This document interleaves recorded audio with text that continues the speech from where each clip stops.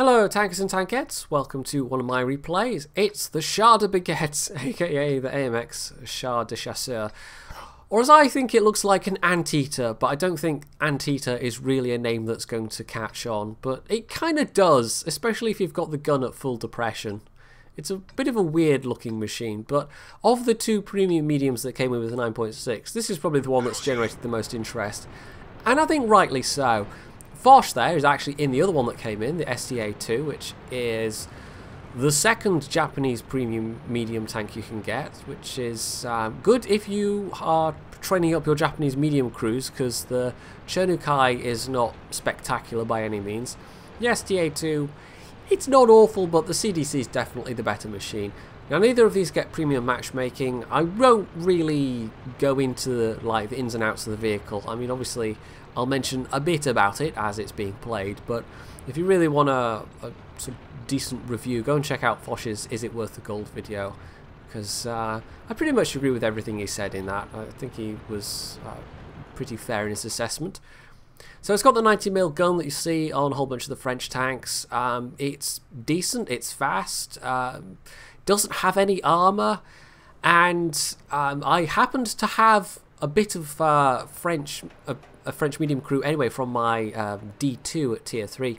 Not an entire French crew for this thing though. I actually had to train up one of the 50% crew members that came with it because I didn't have quite sufficient crew for it otherwise. But as you can see, this rate of fire is pretty good. The penetration is not spectacular, but it's definitely adequate, and it moves around really well. So even though it gets just regular matchmaking, it's pretty well equipped to handle that regular matchmaking. But the lack of armour means that you have to be a little bit careful. You can't really afford to take many hits, because most of them, if not all of them, will go through. So I decided to rush this VK2801 because I've actually got, at the moment, the mission to, in the first 2 minutes of battle, kill an enemy light tank. And I've got about 5 seconds left to do it. So go for the ram, and no, doesn't work. That's actually the closest I've come to fulfilling that mission so far. I was just getting up to the 2 minute mark and I suddenly realised, oh yeah, no, that's the mission I've got and it's 2 minutes. Better hustle, but it didn't quite work. In an FCM50T, that would have been an easy ram kill, but not in this thing. This is a much lighter machine. So I could have had a bit of extra damage there, maybe even a kill, but that comet kept popping out in front of me, and I really didn't want to team kill him, so yeah, I don't know. It's one of those cases where somebody pops out and then pulls back, and you think, oh, okay, they're letting me have the shot, and then they pop out again, so yeah. But as you can see, the enemy didn't have much on this flank. We're just storming down it, really. There's actually a pair of heavies on the 3 line, but they're tier 7 heavies. Our tier 8 heavies went south, but they are getting a bit spanked because they are outnumbered. So we have to make this flank work, basically. We have to push around from this flank. And as we can see, they have got a few defending tank destroyers. The Challenger and the AT-15 on this side. The Stuart Emil was actually with the main group of enemy tanks. The Nashorn is on the 4 line, and the E25 is as yet unspotted, but he's possibly by the Nashorn as well. That would make sense. So I'm actually able to put the accuracy of this thing to use. I'm getting most of these hits in against the AT-15. This zoom out thing here, by the way, they've fixed a lot of the bugs that were occurring with 9.4 and 9.5 replays, but they haven't entirely eliminated bugs completely. They haven't entirely done it completely, yes. There's still some weirdness with, it seems particularly when you're zoomed in, it acts a bit strangely. That was a bad shot to miss, but it was an extra kill for phj, who's rapidly racking up the kills at this point. He's got 5 kills. So he's well on his way to a top gun. My loss is his gain in this particular scenario. So I've already accumulated over 2k damage. I mean, it's only 240 average alpha per shell, but the rate of fire means that does rack up if you can keep the gun working, and that's a very, very lucky hit. I think he hit my gun, maybe? But that was a 0 damage hit, and I'm very, very lucky that it hit somewhere where it didn't actually hurt me in any way. Now notice that puff in the ground next to me. That is actually the E25, and I was not paying attention to that. I was just wanting to, there he is, I was just wanting to get the shots on this T-34 basically, but This is the point where I derp and derp hard. Now you'll notice that hit took out my ammo rack. The ammo rack on this thing's really vulnerable, and I'm just sitting there aiming. And that's not a good thing to do in front of an E25. In fact, that's incredibly stupid. So I've just thrown away a good couple of 100 points of health for no reason there at all. That was not a smart plan. I think we can all agree on that. But I've managed to get down into cover. We know where he is. I put a hit in, and he's going to be cautious now because there are multiple guns in his direction. And there's that rate of fire, from my part anyway. Now, I don't know why I'd loaded up APCR here. That was not intentional. 5916 is going around behind him. He's probably not going to last though, because you can see he's only got 3 health. The E25 doesn't even have to shoot him, he just has to bump into him.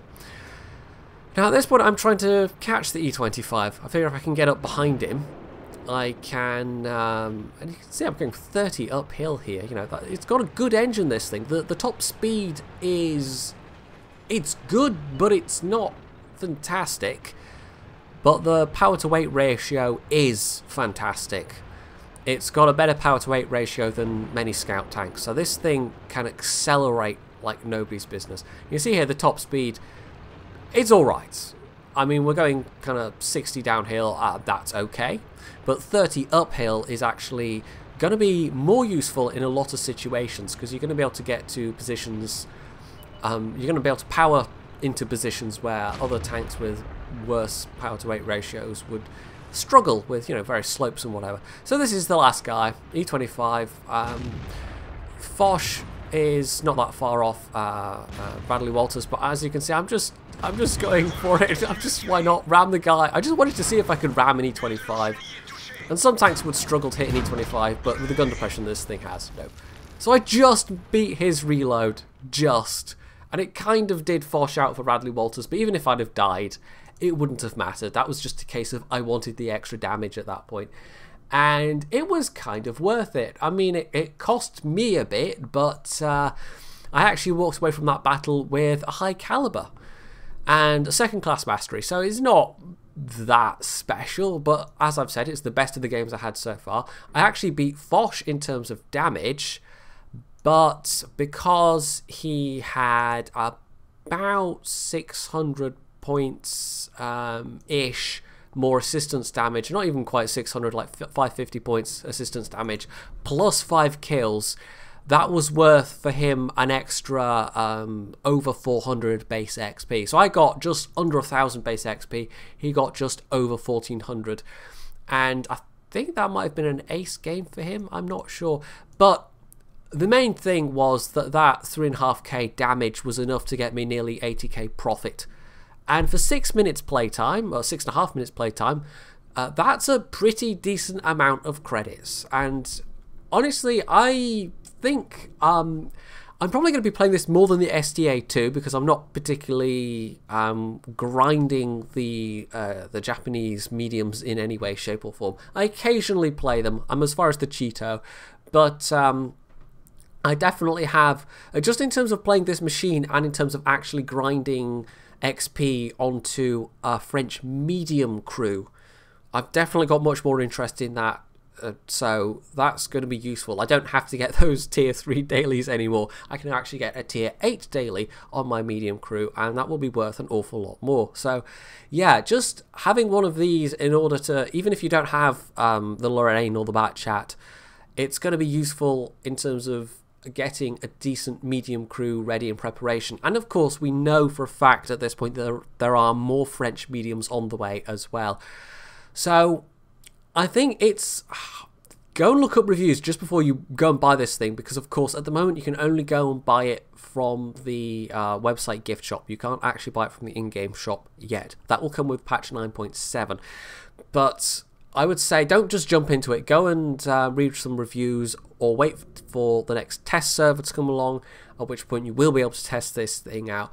But for me personally, I feel like it's a pretty good, just a pretty good medium tank, and it has its downsides. It's a premium vehicle, so of course it's not perfect by any means. But if you want a good fast medium and you are comfortable in a fast unarmored medium tank, then this is a pretty good one to have.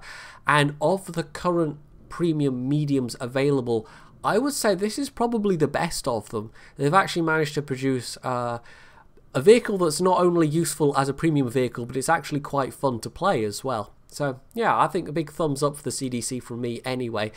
But I haven't played that many battles in it yet, so I'm not... This is by no means a review, this is just kind of initial thoughts, really. But yeah, go check out phj's review, though. He covers stuff in a lot more detail than I do.